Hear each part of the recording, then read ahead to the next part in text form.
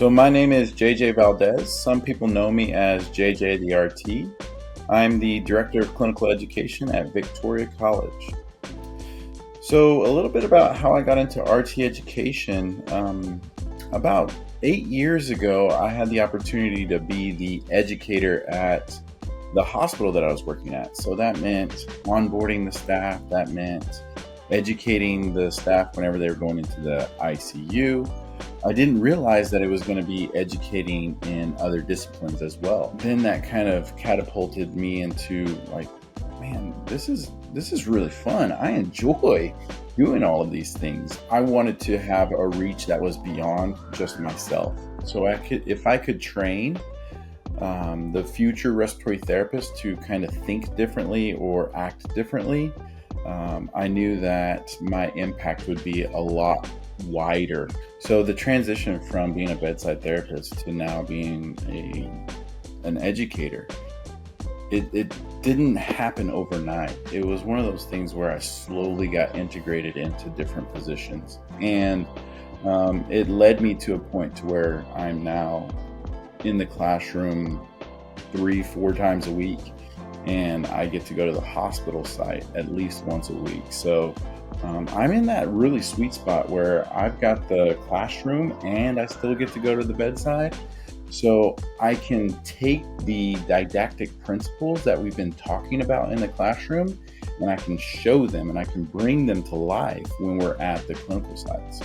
Yeah, so the journey from associates to masters, it's it's really funny. You get to see the growth of JJ throughout it, because when I graduated with my associates, I got my CRT really quickly out of school. I was that therapist that did not want to get his RRT. I was like, I'm good. I got my CRT. I can work. What else do I need? So I ended up at a facility where they said you have to get your RRT within a year. If not, then you're gonna have to seek excellence elsewhere. It was like, okay, I've got 3 weeks to get these things done. And I passed my RRT and my simulation exam within that month. I was encouraged that we go get our bachelor's so that we could continue the professionalism of being a respiratory therapist. And so I got my bachelor's. I started my master's in January of 2020.